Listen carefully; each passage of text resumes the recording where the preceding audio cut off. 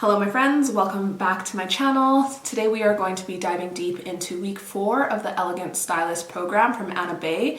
We're going to be talking all about strategic styling, but if you are subscribed here to this channel, you may have noticed that I did just take about a 2-month hiatus. I personally have had a lot going on. Some of you have checked in over on Instagram and have seen kind of some of the things that I've been going through, and I just needed the space and the time to heal emotionally, physically, mentally. And when you are somebody that is putting themselves out there online, you are constantly being critiqued for your grammar, for the way that you're presenting yourself, for your views. And when you're going through a lot personally, the last thing that you want to do is come and show up here just for people to be able to pick you apart, even more when you're already down. So now that I've got that out of the way, thank you for still being here. Thank you for giving me that space, but let's get into week 4, which was all about strategic styling. I also broke my computer, so that was another reason for this hiatus. So this week 4 is going to be the most technical week out of all of the weeks of this program. And although I do think that Anna is very analytical,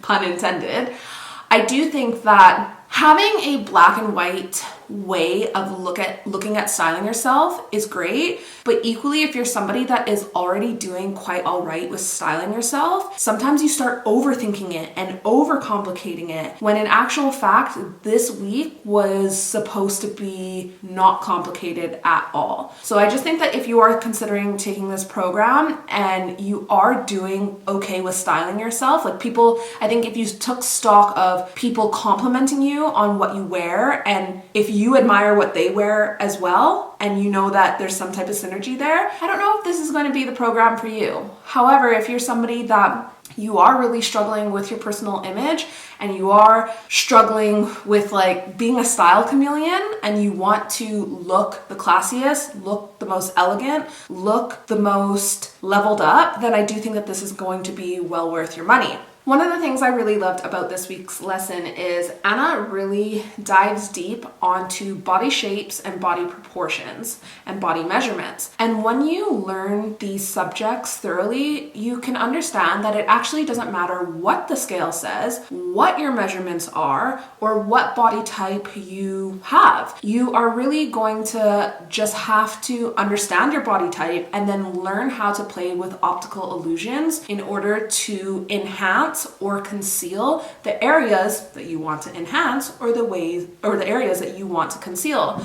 And this will be different for every single person. You can have someone that is maybe an hourglass shape, but maybe they are a little bit more top heavy, and a turtleneck is not the best thing for them to be wearing. This is one of the things that I've learned in this program. I definitely knew that a turtleneck isn't the best suited for me right now, where I'm holding a little bit more weight in my face, but even when it comes to my bust area that is a little bit bigger, it's not the best thing for me. Anyway, I digress. What I want to get back to is that Anna really does hit home that it doesn't matter what the scale says, what body type you are. Really, we must learn how to enhance what is working for us and conceal maybe the areas that we're a little bit insecure about. And we can really play with this by using a certain set of fabrics, understanding the cuts of the fabrics, and essentially allowing or understanding how you can allow these things to create an optical illusion that will then put you looking your best and putting your best foot forward. Now, I'm not going to go through Anna's customized method for this, but just know she does have a customized method that allows you to take an acronym that will allow you to remember what you need to think of when it comes to buying these garments or measuring yourself for something, etc. As this is a part of her signature method, I don't think it would be ethical of me to share this exact part, but this method is allowing you to think of things more simply and not overcomplicate it.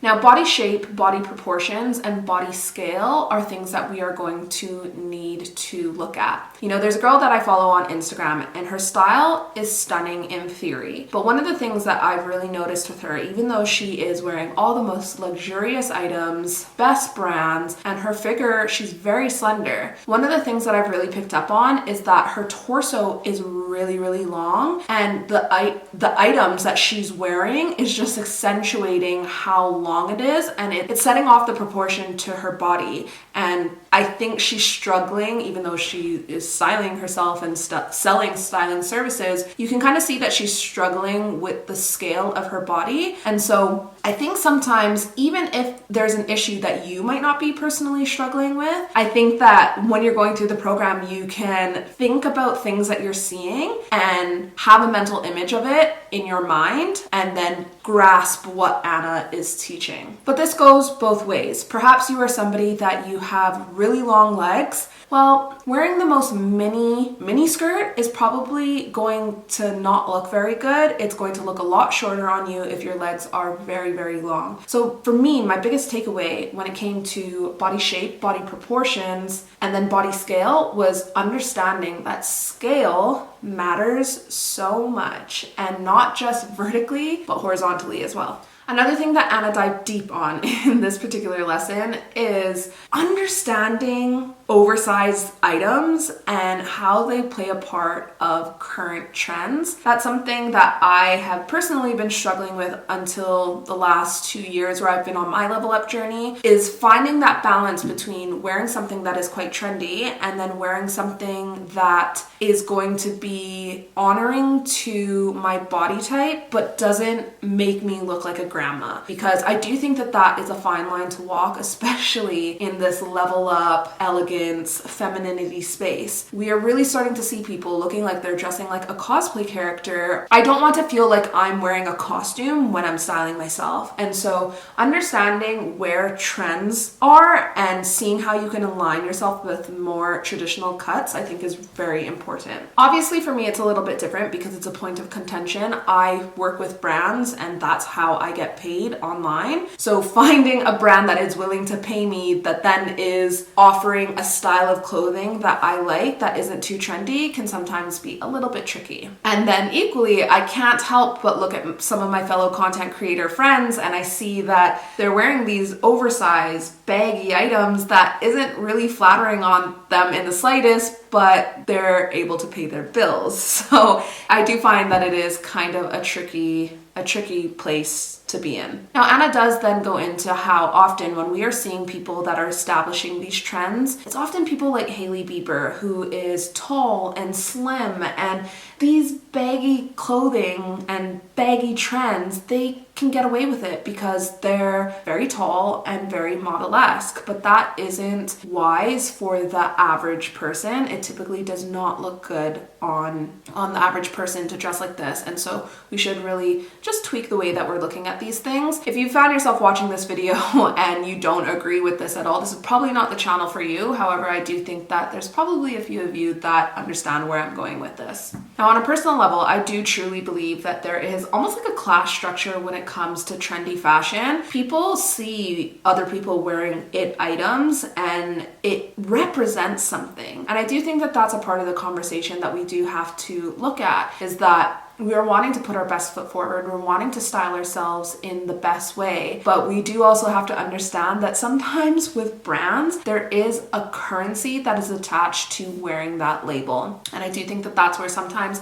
we can get a little bit skewed with what we are wearing and maybe slip a little bit more to the trendy side that isn't as flattering. At the end of the day, people size other people up, not only based off of what they look like in clothes, but also what brands they're wearing and how modern it looks, or how much it pushes the box. So although being attractive or looking attractive or having an attractive silhouette is in the eye of the beholder, and obviously this is something that will change from culture to culture, when we step away from all of these influences, there is still an objective opinion on beauty. Now, I've given you a lot of my personal opinions there, but one of the reasons I love Anna Bay is she always infuses psychology into her programs, and there's always a psychology component to her programs, and we really can then assess why we look at things like we do. And that's kind of where I was really looking at not only what she's teaching in this program from a technical standpoint, but how that influences me to sometimes not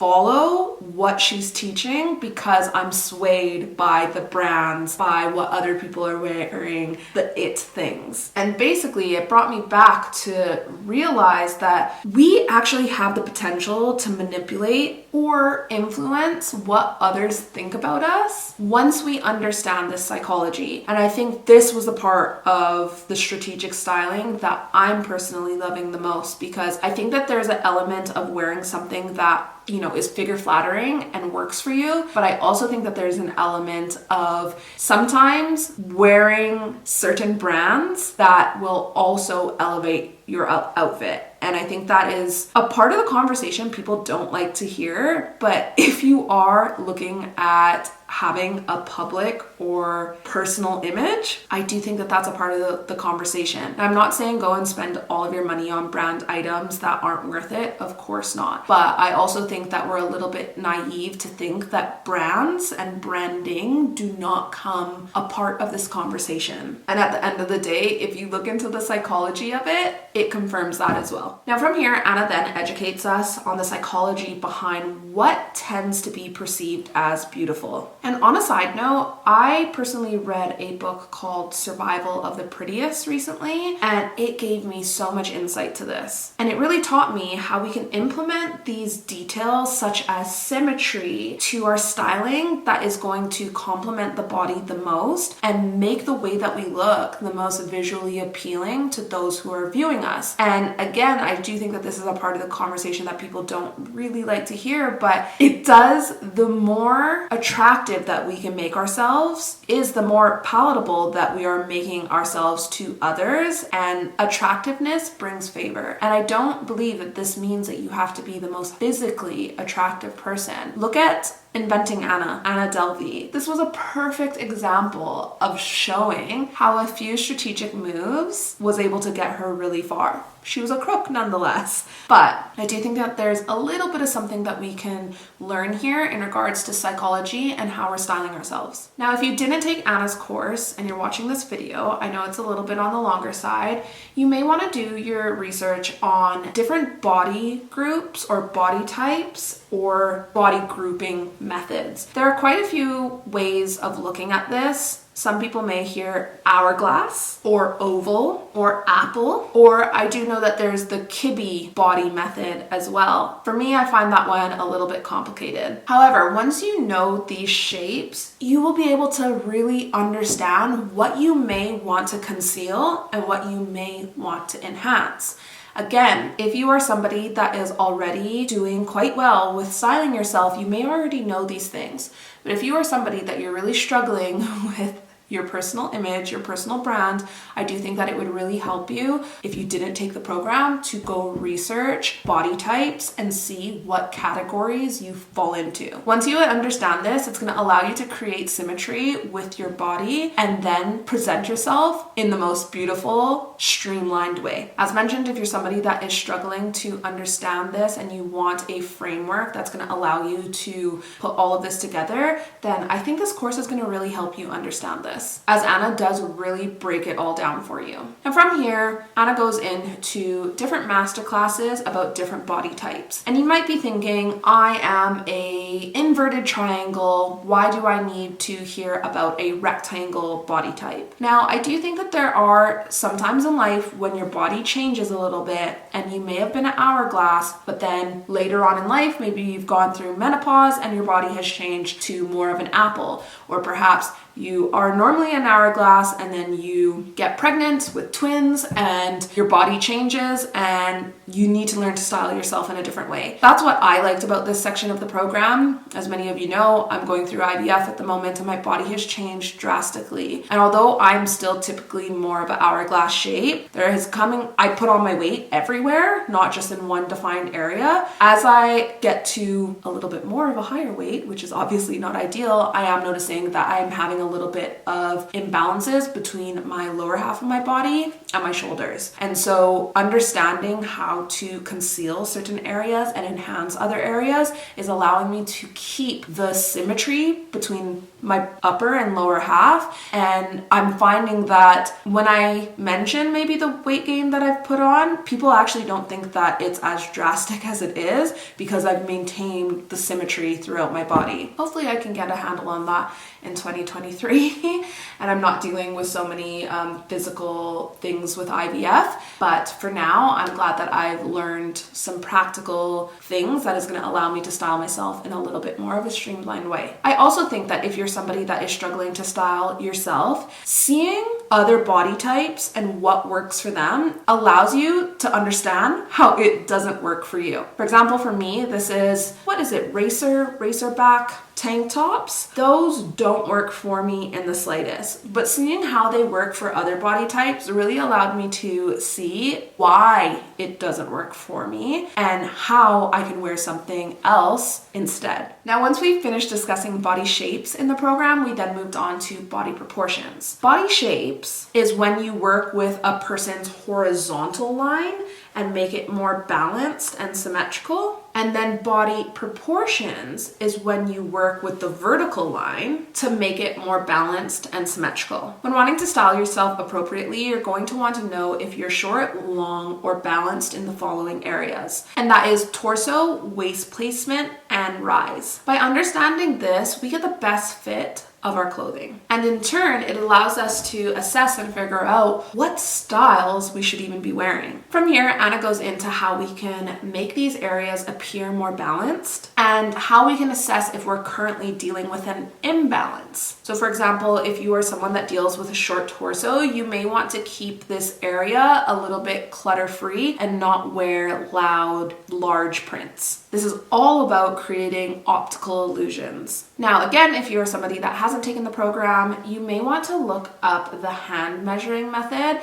and that's going to allow you to figure out what type of torso you have. Is it short? Is it long? Or is it balanced? This also might put things into perspective for you. Have you ever bought a pair of jeans or a pair of trousers and they fit you in the waist, they fit you in length, but they are really hanging down in your crotch area? Like you could literally grab so much fabric in the crotch area because they don't fit you there. This is often because you haven't assessed what type of rise you are. And this is something that I totally fall short in with most of my trousers. My waist is typically fairly small, but I have a rounder bottom and a lot more curve through my bottom and my thigh area. And then I need something that is a little bit bigger through that area. And then I'm left with a lot of a sagging crotch. I don't know the elegant way of putting that. And so this is where I really could have benefited from getting a pair of trousers or a pair of jeans that not only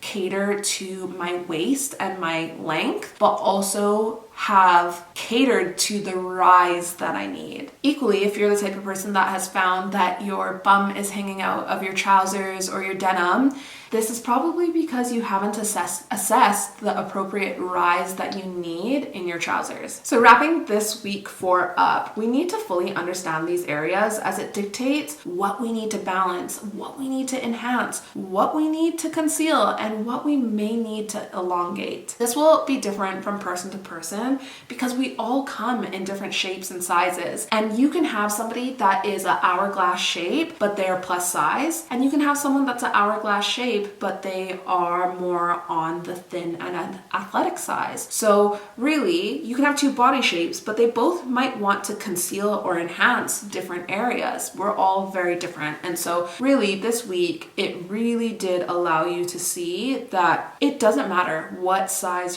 you are or what problem areas you might deem yourself to have, you can put your best foot forward when it comes to styling yourself. Anyways, my friends, I know this is a bit of a longer video. I was previously cutting the weeks into part 1 and part 2, but be it that it has been a minute since I've been on YouTube, I thought I would put it out in one long video. Do let me know if you made it to the end of it. Last but not least, it is currently New Year's Eve when I'm filming this, so I hope that you are celebrating the new year with your loved ones. If this wasn't the best year for you like it wasn't the best year for myself. I hope that 2023 is filled with everything that you deserve, everything that you hope for, and everything that your mind and your heart is imagining for your future. I hope you're ready to level up in 2023. I do have a new website and I have so many new exciting things coming to you, for you. I hope you're excited and I hope that you'll stick around to see it. Thanks for watching. Happy New Year.